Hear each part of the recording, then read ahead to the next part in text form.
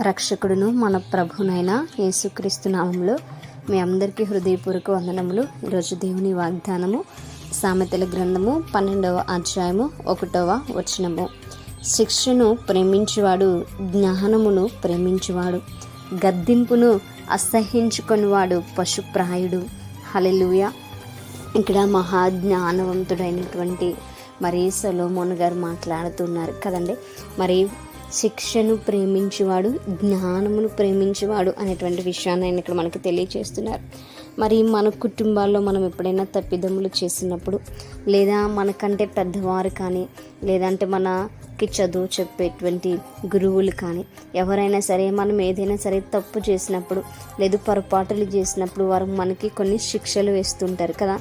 వాటిని గనక మనం అంటే నేను తప్పు చేశాను గనక వారు నన్ను శిక్షించారు అని మంచి హృదయంతో మనం ఆ శిక్షను గనక స్వీకరించినట్లయితే మనము జ్ఞానాన్ని ప్రేమిస్తున్నాం అని అర్థం. ఎందుకు అనంటే ఎవరైనా మనల్ని శిక్షించారు అని అంటే వారు మన మంచి కోసమే వారు మనల్ని శిక్షిస్తూ ఉంటారు.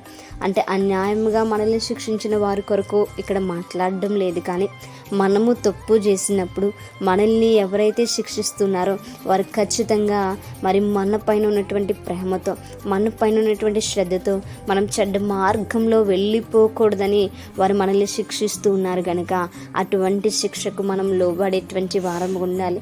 అటువంటి శిక్షను మనము ప్రేమించేటువంటి వారముగా ఉన్నప్పుడు మనం జ్ఞానమును ప్రేమించగలుగుతున్నాం అని అర్థం. దేవుడు కూడా కొన్ని సందర్భాల్లో మనకి ఇటువంటి శిక్షను వేసినటువంటి వారుగా మనకి కనిపిస్తుంటారు కదా. యాక్చువల్గా దేవుడు శిక్షను ఆయన మనకు వేయరు, కానీ మనము చేసినటువంటి పనులను బట్టి మనము ఒక్కొక్కసారి ఆ యొక్క మార్గముల గుండా వెళుతూ ఉంటాం. అప్పుడు మనము దేవుణ్ణి లేదా దేవుని పైన మనము సనుక్కునేటువంటి వారముగా ఉండకూడదు, వాటిని స్వీకరించేటువంటి వారముగా ఉండాలి అనేటువంటి విషయాన్ని ఇక్కడ మనకి తెలియచేస్తున్నారు. ఒకవేళ ఎవరైనా మనల్ని గద్దిస్తే, మన పెద్దవారు కానీ దేవుడు వాక్యం ద్వారా కానీ మనల్ని గద్దిస్తే మనము ఆ గద్దింపునకు లోబడాలి, కానీ దానిని అసహించుకోకూడదు, దాన్ని మనము నిర్లక్ష్యం చేయకూడదు అనేటువంటి విషయాన్ని ఇక్కడ తెలియజేస్తున్నారు. ఎవరు గద్దింపును అసహించుకుంటారంటే ఎవరైతే పశు హృదయము కలిగి ఉంటారో, అనగా జ్ఞానము లేనిటువంటి వారు ఉంటారో, ఎవరైతే వారి హృదయాలు మృగము హృదయాలు వలె మారిపోతాయో వారు మాత్రమే గద్దింపును అసహించుకునేటువంటి వారుగా ఉంటారు. కాబట్టి మనము అట్టి రీతిగా ఉండకూడదు, గద్దింపునకు లోబడేటువంటి వారముగా ఉండాలి.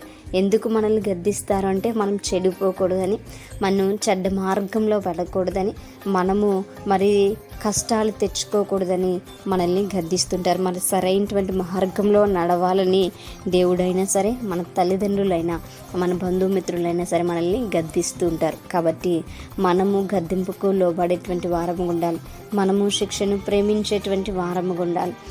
అటువంటి జ్ఞానము దేవుడు మనందరికీ కూడా అనుగ్రహించునుగాక. ప్రార్థించుకుందాం. పరిశుద్ధుడా మహాగణుడా మీకు వందనాలు ప్రభువా. అయ్యా నా తండ్రి, మీరు మమ్మల్ని నా ప్రభా ఇస్తే గద్దించినప్పుడు మేము వినేటువంటి స్థితిని మాకు దయచేయండి ప్రభా. జ్ఞానం కలిగినటువంటి బిడ్డలుగా గద్దింపునకు నాయన లోపడి అయ్యా నా తండ్రి శిక్షను తృణీకరించకుండా ప్రేమించేటువంటి వారముగా ఉండటకుని సహాయం దయచేయండి. సరైనటువంటి మార్గంలో మీరు మమ్మల్ని పెడుతూ ఉండగా సరైనటువంటి మార్గంలో నా తండ్రి మేము నా తండ్రిని ప్రేమించి అయా జ్ఞానంతో అంగీకరించి నడుచుకున్నట్టుకుని సహాయం దయచేయమని ప్రార్థన దయచేసి మీ పాదస్థాన్ని చేర్చుకోమని యేసయ్య పరిశుద్ధ నామములో అతి మిక్కిలి వినయముగా బ్రతిమలాడి వేడుకుని పొందించిన మా ప్రియ పరలోకపు మా కన్న తండ్రి. Praise the Lord everyone. May God bless you all.